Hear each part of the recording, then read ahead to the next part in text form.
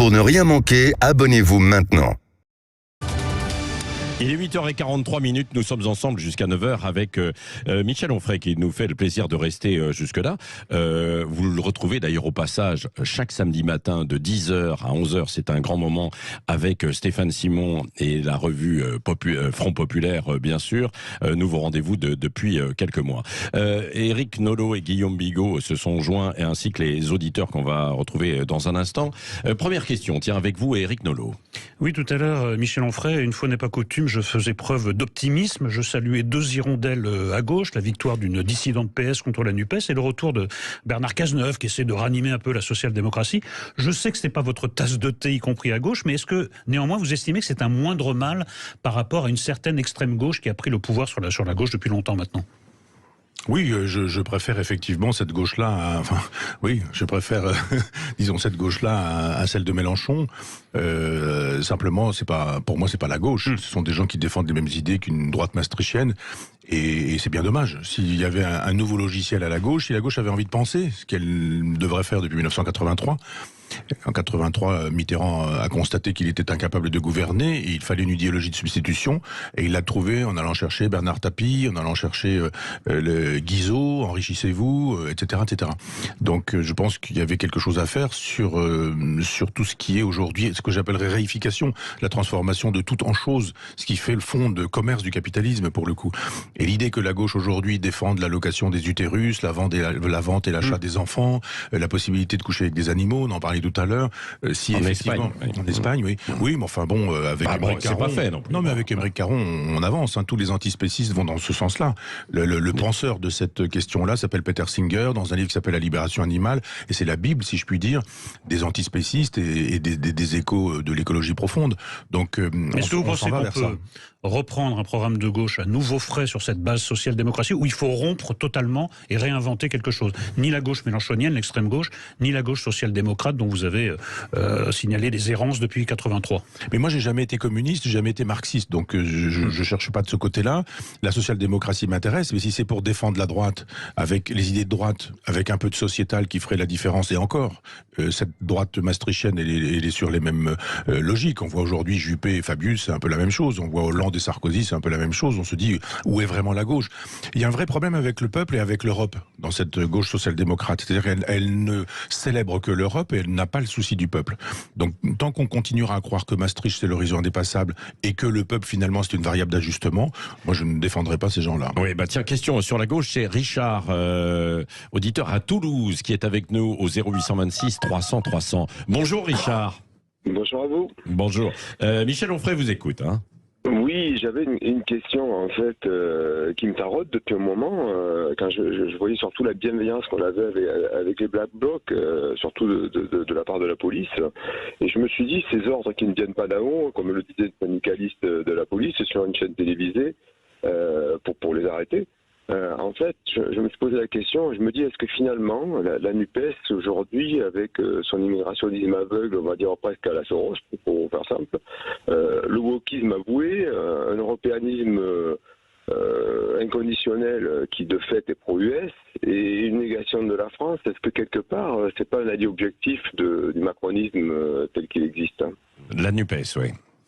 Oui, moi je suis entièrement d'accord avec Richard. Il y a une image terrible, enfin terrible pour Mélenchon, c'est la rencontre de Mélenchon et de Macron à Marseille. On connaît Mélenchon, grande gueule, méchant, agressif, de mauvaise foi, lâchant la fonction tribunicienne en se disant je sais parler et je vais écraser tout le monde, je méprise tout le monde. Et là il se retrouve en face de Macron. On se dit il va se le prendre là, il va se le faire, et puis ça va être un massacre. Et là on a une espèce d'échange courtois du genre mais mon cher Emmanuel, comment allez-vous? Ah mais cher Jean-Luc, je suis très heureux de vous rencontrer. Alors il se fait qu'on rencontre pas par hasard quand on est Jean-Luc Mélenchon, Emmanuel Macron, parce qu'on fait un tour dans Marseille et qu'on se croise dans la rue. Ces choses-là ont été organisées. Et là, on voit effectivement que finalement, ce personnage-là est tout péteux. Il est tout péteux, Mélenchon, quand il est en présence de Macron. Il pourrait lui dire, puisque je vous tiens sous la main, là, il va y avoir ceci, il va y avoir cela. Ruffin, qui a été surpris aussi, en train de dire, pour les médias, on va faire ceci. Il discute avec Macron en disant, vous allez dire ceci, moi je vais dire cela. Et puis, on se dit, oui, mais c'est ça, la gauche, finalement, très complice avec Macron. Moi, je suis pas complice avec Macron. Et alors, quand je le rencontrerai dans les rues de Marseille, je pense pas que je lui dirai ce que Mélenchon lui lui a dit, ou je ne pense pas que dans les locaux de Sud Radio, on pourrait boire un café ensemble en disant bon, on va se partager le truc, vous allez me poser cette question, je vais vous faire cette réponse, parce qu'on va partager le gâteau ensemble. Donc oui, ce sont des alliés objectifs globalement, parce que tous ces gens-là, in fine, ils font semblant de se manger le nez, mais ils disent tous il va falloir voter contre Marine Le Pen à la fin. Donc Mélenchon, qu'est-ce qu'il fait au bout du compte? Il invite à voter Macron. Bon, bah voilà quoi. Oui. Voilà, Richard, merci. Vous pouvez continuer de nous appeler 0826 300 300. Guillaume Bigot. Oui, je vais vous poser peut-être pour se détacher un peu de cette actualité trépidante, Cazeneuve ou pas Cazeneuve, Mélenchon, pas Mélenchon, l'actualité des grands hommes de l'époque. Si on prend un peu de recul et qu'on y va un peu à la serpe, on va dire que la droite et la gauche, c'est pour ou contre la monarchie jusqu'en 1877. Ensuite, la République gagne. Ensuite, au XXe siècle, c'est pour ou contre le capitalisme, le socialisme. Et puis 91 arrive et puis le capitalisme gagne. Aujourd'hui, Michel Onfray, qu'est-ce que c'est le vrai critère droite-gauche ? Ce que j'ai appelé tout à l'heure la lutte contre la réification, la chosification, cette idée qu'on devrait pouvoir tout acheter, tout vendre. Et à un moment donné, on doit dire non, un enfant dans le ventre d'une mère, c'est pas un projet. Donc on reste dans la lutte contre le capitalisme finalement. Oui, parce que le capitalisme est indissociable des rapports humains. Et il y a vraiment que Marx pour avoir dit qu'il y a une date de naissance au capitalisme et qu'avant il n'y a pas de capitalisme. Et comment on fabrique les pyramides, si ce n'est dans une logique éminemment capitaliste, ou tout ce qui s'est fait à Assur, à Sumer, à Babylone, etc. Et même à la préhistoire. Quand on fouille des tombes préhistoriques, on s'aperçoit qu'il y a des jolis colliers qui sont faits avec des jolis coquillages. C'est pas du gravier. Ça s'appelle le surplus. Non, c'est pas. Pour moi, le capitalisme, c'est pas le surplus, c'est la possibilité de faire de la valeur avec la rareté. Et on ne peut pas ne pas faire de valeur avec la rareté. On achète du champignon de Paris au prix du champignon de Paris aujourd'hui. Si on était capable de produire les truffes de la même manière que les champignons de Paris, le coût de la truffe, ce serait l'équivalent des champignons de Paris. Donc ça me paraît clair que c'est indissociable des rapports humains, le capitalisme. Parce que Marx, il nous dit il y a une date de naissance, donc il y aura une date de décès. Il suffit juste que vous obéissiez à ce que je vous propose, dictature du prolétariat, avant-garde éclairée, révolution, etc. Moi je crois qu'il y aurait-il eu, où il y a eu d'ailleurs une révolution. Il y a eu une révolution en 1917, on n'a pas vu le capitalisme disparaître. On a vu un capitalisme d'État, on a vu un capitalisme bolchevique, et puis quand ça marche pas très bien, ils sont même obligés de faire une NEP, une nouvelle économie politique, et ils sont obligés de réinjecter... Là, la NEP, elle dure en un peu de privé. La NEP, c'est 1983 pour Mitterrand, et elle prend la forme de quoi? De la réhabilitation, je disais tout à l'heure, de la thèse de Guizot, enrichissez-vous. Donc pour moi, ça peut pas être la gauche. Faites des start-up. Faites des start-up avec effectivement Macron. Donc le capitalisme, c'est un fait.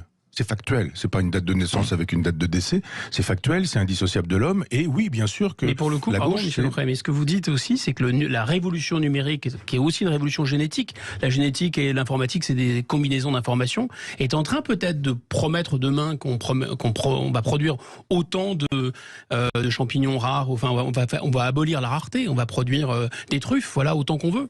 Non, on va au contraire célébrer la rareté, parce que quand on va pucer, on va pas pucer n'importe qui, et ça ne sera pas n'importe qui pucera n'importe qui. Les gens qui crèvent la faim aujourd'hui, on va pas les pucer. On va aller chercher éventuellement un prix Nobel de chimie, on va aller chercher un grand footballeur pour faire un rat humain, pour faire de telle sorte qu'on sélectionne les qualités du footballeur.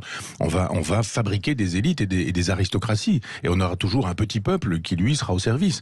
Alors ce sera encore plus clair. Le petit peuple au service, lui, on lui dira pas besoin de culture, pas besoin d'apprendre à lire, à écrire, à compter, à penser. On sera dans une civilisation de scribes où des gens sauront lire, écrire, compter, penser, et puis les autres seront là pour apporter à déjeuner, à dîner, faire la cuisine, la vaisselle et le ménage. Oui, Éric Nolot.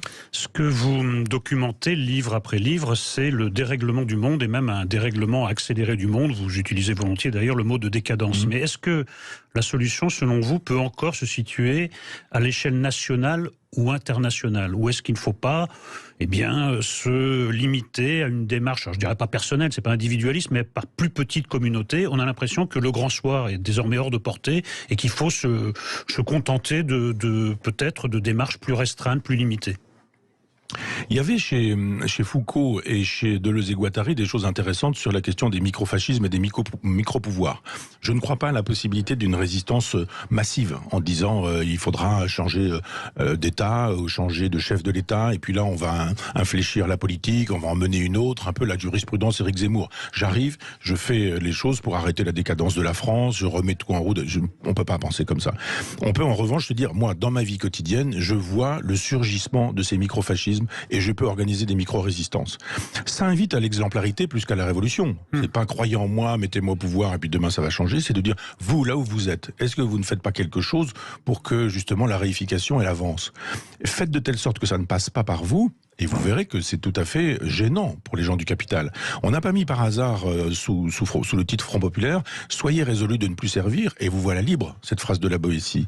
Parce que je pense que la politique, c'est pas voter pour quelqu'un qui nous trahira de toute façon, c'est juste dire là où je suis, que puis-je faire pour que, un, ça ne passe pas par moi, et deux, que je puisse proposer une vraie politique de gauche, c'est-à-dire de la coopérative, de la mutualisation, on crée des écoles, on crée des maisons de retraite, on crée d'autres relations, on s'en va dans des magasins en disant avec le maire du village, on va pouvoir organiser une autre distribution, une autre diffusion. On va passer par-dessus la tête d'un Leclerc qui aujourd'hui nous dit ah mais moi je fais une diffusion qui permet aux gens les plus simples et les plus modestes d'acheter des produits, etc. C'est à vomir cette mais façon. Mais ce que vous dites là interdit de se projeter dans un projet politique traditionnel, c'est-à-dire de parti, de ah oui, pas du tout, c'en est un. Quand j'écris un livre qui s'appelle Décoloniser les provinces, on n'en parle pas. Parce que justement, je propose un socialisme libertaire, un proudhonisme, de la coopération, de la mutualisation, et je dis, mais la révolution, elle est à faire sans le sang. Mais est-ce que c'est pas l'équivalent de... Question, parce qu'il nous reste 2-3 minutes. Christophe, il y a beaucoup d'appels au 0826 300 300. Christophe de Montpellier qui est avec nous. Bonjour oui, Christophe. Bonjour messieurs. Oui. J'ai une question à Michel Onfray que j'apprends à connaître depuis peu et avec qui j'aimerais bien partager un verre. Une bouteille. Pour aider la société, aujourd'hui, ne serait-il pas bon d'interdire la publicité, quelle qu'elle soit? Interdire la publicité pourquoi? Pour aider la société? Oui, ben c'est vrai que quand j'entends autour de moi, on m'oblige à consommer. Est-ce que ce serait pas une solution? Et en plus, ça aiderait les petits face aux gros. Dans l'idéal, oui, effectivement, mais alors c'est un robinet d'argent terrible. Même la radio n'existerait plus, mon cher Christophe. Peut-être tant mieux, parce que pour le coup, on serait obligé de retrouver le sens du bénévolat, sens de la gratuité, sens des trucs mais il faut vivre aussi. Oui, mais moi j'ai fait 17 ans une université populaire dans laquelle il y avait du bénévolat, de la gratuité, il n'y avait pas de publicité. J'ai pu faire pendant deux conférences par jour pendant 7 jours pour faire la totalité de mon année au Zénith de Caen, il y avait 0 publicité. Donc il y a du bouche à oreille, ça existe le bouche à oreille. Les gens disent mais achète ce produit. Ce que veut dire Christophe, c'est qu'il faut revoir la consommation, notre modèle de société, quoi. Oui, là-dessus il a raison. Mais d'autant que la publicité est devenue un grand lieu d'idéologie. Quand on nous vend une voiture hybride, on vous vend l'hybridité. C'est-à-dire que il vous faut faire à cette idée que finalement un homme avec de la machine, un homme avec du numérique, un homme data, etc. C'est de l'hybridation aussi. Et puis la plupart du temps, on a un joli monsieur de couleur et puis une jolie dame blonde avec des enfants joliment métis. Un homme déconstruit bientôt. Et voilà, non mais c'est ça. On a une petite crétine qui s'en vient faire la leçon à son père parce qu'il utilise des dosettes qui polluent la planète et le père dit je demande pardon et la fille fait tout de même papa, enfin quand même. Donc il y a de l'idéologie en permanence. Oui, moi je suis pour le fait qu'on fasse sauter toutes ces publicités-là. Oui. Merci beaucoup. Il y aura quand même de la pub dans un instant. Michel Onfray, Anima, le livre vient de sortir. Christophe, vous le verrez peut-être lors d'une séance de dédicace. Bon, moi je dis ça comme ça, c'est une idée. Du côté de Montpellier. Venez avec votre bouteille. Aux éditions Albin Michel et vous retrouverez justement aussi demain Michel Onfray avec Stéphane Simon pour cette émission L'heure libre chaque samedi matin de 10h à 11h avec la revue Front Populaire. Merci. Dans un instant Christine Bouillot, tous les rendez-vous Jean-Jacques Bourdin, André Berkoff, bien sûr jusqu'à ce soir les vraies voix. Bon week-end à vous. Mangez pas trop de chocolat quand même, mais un petit peu. Allez-y. Sud Radio. Sud Radio. Parlons vrai.